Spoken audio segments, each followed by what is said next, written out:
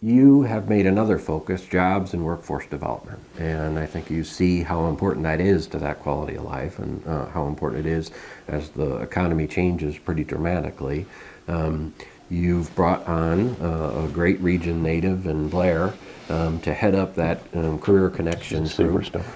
She's got a ton of energy. Superstar, If she were here, we'd probably do some jumping jacks And she before we doesn't drink started the Red interview. Bull. I mean, I think, I think she drinks Red Bull, but I've never seen her. So, Yeah. and she says she doesn't. I've seen her probably 50 times in different settings, and I've never seen her unlike that. So Right. I think it's just a natural state. Yep. And she's optimistic. She's a can-do person. She's a get-it-done. She's a involve more people. And I said at the very outset to our team, right after the election, that there's 3 boxes that folks who want to work for this administration have to check.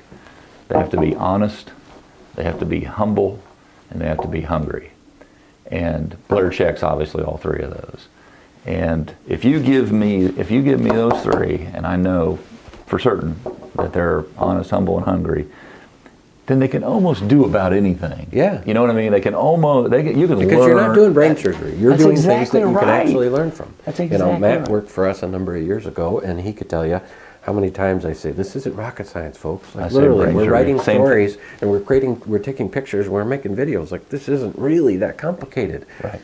Don't, just keep a positive mental attitude, Yep. work your tail off, Yep. and Attitude's got a lot understand what to you're do. going to do. Yeah. So why is the workforce development from a strategic standpoint, why is that so important, or what do you see changing in terms of that making it more important? It's probably what, if there is something that keeps me up, at night, and it's that impatience when it comes to how do we increase the haves and decrease the have-nots, and how do we, in a time when there's a lot of anxiety out there as we enter into this digital world, and it's cloud-based, and artificial intelligence is telling us what to do, and machine learning, and so there's some anxiety about just the scale and the pace of change in terms of what technology is doing to disrupt our lives, improve our quality of life for sure, But it definitely has some downsides. but has some what's going to happen to me to Yeah. it. And or will I ever be able to relearn or be retrained, or do I need to go back? And so in a state like Indiana, who has just excelled in terms of, with our agrarian roots, growing things and making things, we're the #1 manufacturing state in the country per capita. And that's a strength for sure. And as we get more and more and more advanced on that technology front, people have to relearn and retrain. And so when I look at, 10 years out, I always say we're closer to 2050 than 1950. And we have to prepare for that, because the pace and scale of change, like I said, has happened so fast that I want to make sure over the next 10 years, knowing what the last 10 years look like, but knowing in the next 10 years that we're going to have to replace fill over a million jobs. There's going to be about 700,000 baby boomers that drop out, Okay. retire, and they deserve it. Yeah. And there's about 300,000 plus jobs that we don't even know what they are yet. And the economy's changing, and so we're going to have to fill those jobs that we don't know. And then I look over here at our workforce right now in a state that's 6.6 million people, and I look at 27,000 in our prison system, 475,000 that don't have a high school diploma or the equivalency of one, 712,000 who went to college and then dropped out, about 712,000. 3.2% unemployment rate, which is about 109,000. And the underemployment rate, which is even more concerning to me than the unemployment rate, obviously 3.2 is about might have given up. Yes, yeah, or they're working 3 jobs. Yeah. And so what I've tried to do each and every day in this job, and before, but in this job especially, is to not look at those numbers as statistics, but to look, or percentages, but to look at those numbers as people with an address and a circumstance, And how do we get them to, like I said earlier, break that cycle so that they become equipped to determine what they want their destiny to be?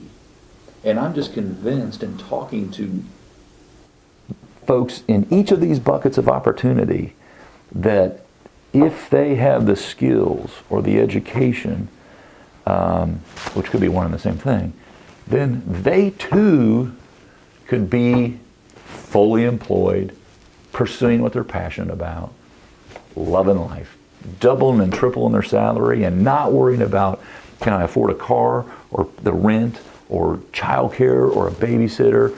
And so if you can reduce all those anxieties, you've just changed lives, not just probably for them, but for a generation. And so when I see, that's why we reach out all over the country. We've just been obsessed with what's working, like what's working. And let's do more of that and less of what's not, and push those resources, whether it's funding or more than that, but push those resources into these, like I said, moving in the right direction. And so we went, just very quickly, we went to California, of all places, and met an individual that was very successful. He worked at Reebok and then a venture capitalist, and still is. And he and his wife, his name's Chris, and his wife is Beverly. They talked about, what are we going to do for the betterment of mankind, basically? How are we going to move the needle and share some of this wealth, so to speak, to improve people's lives? They ended up looking at a lot of different places, but they ended up in San Quentin, of all places. And they brought coding into the prison system to where you have all these high-tech companies coming into the prison system. Offenders have to stay out of trouble. They have to own up to the bad choices, own up to the responsibility of that. And then they get skilled up over a period of a year. And then they literally, after they've done their time and they walk out that door for the last time, now they're skilled up to where they're interviewing employers about where to work. Wow. And they're making six figures. They're highly sought after. So this is not just in one facility. This is in 8 now in California. And they have, over the last 7 years, a 0% recidivism rate. 0. Not 1, not 0.5. That's ridiculous. 0. It seems impossible. But the point is, when people, that job, it's not hope. It is some hope to begin with, but it's real. Yeah. And they have mentors around them as they're learning. All of a sudden, they learn themselves. They may have come in with the lowest of expectations in life, and now all of a sudden, these folks who lived in a box are thinking, literally, way outside the box. And pardon my slang, but they ain't going back. Right? You might think, well, when you're done doing your time, you're going to go right back to your old ways. No. Turns out not to be true. Well, not if you have a better alternative. That's right. Yeah. If you don't have a better alternative, what are you going to do? You're going to revert back to your mean. Yes. But when you have a better alternative, you're definitely going to say, I don't want any more of that. And I can choose something unlike that. Right. Because they probably thought, hey, growing up where I've grown up or the circumstances I'm in, maybe this is sort of my lot in life. That's exactly right. You right. help them understand, no, that doesn't have to be your lot in life. No, you get to determine your own destiny. And what we have to do is figure out and how it's to something connect that's eminently learnable. Like a lot of people could learn to write code. Yeah. A lot of people could learn to do quite a bit of technical things. Or welding or all these. And so we look out there and we survey. We have 85,000 plus jobs that are unfilled right now where we know exactly where they are. Okay. Exactly. IT, construction, manufacturing, logistics, transportation. I mean, we know where they are. And so if you can find me the person and I can attach you to the job in each region, then we can double or triple your salary. We just got to say, and we'll pay for it. Yeah. And so in August, just out on just gut instinct, after going to enough Cracker Barrels or McDonald's and people saying, hey, can I get a picture with you, Governor? And, I'll take a picture with them and I'll say, well, what's your name? And, like, if they work there, I'll say, and sooner or later, I'll always ask, is this your only job, your first job, your second job, you're retired and you just want a little extra money? And I just my jaw dropped because almost every time this is my third job. And so how do we get to the point to where we can get that person in, and if they'll invest the time, 100%. And so in last August we said, the state of Indiana will pay for you to go back to Ivy Tech or Vincent's University and get the skills to fill these 85,000 jobs that we know of where they are. We'll pay for it 100%. And we've had almost 19,000. We've had over 400,000 people go to the website, nextleveljobs.org. But we've had about 19,000 get steered to Vincent University, Ivy Tech, or a Work One office to get them on that road to that job, which is not just 19,000, it's 19,000 people. Yeah. Those are 19,000 families. Those are 19,000 humans. Those are 19,000 moms, dads. Yeah. So this is doable. Wow. And so then we have to, and so every day, we recruited about 30,158 new job commitments to the state of Indiana last year. That was a record. And then at the State of the State address, I said, that was good, breaking the record. Now we need 35,000. Yeah.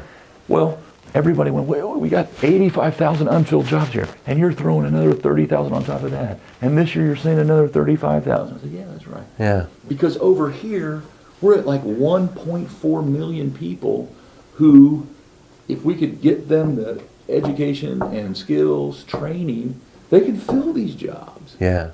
And if we're the smartest, healthiest state in the nation, we've got some of the best infrastructure in America. We've got the Got best. a great balance sheet. Great balance sheet. Yep. One of the top 5 in the nation. Always ranked in the top 5 in terms of best tax climate and regulatory climate and quality of life and cost of living and all that. If we're the smartest and healthiest, think what a magnet that would be. Yeah.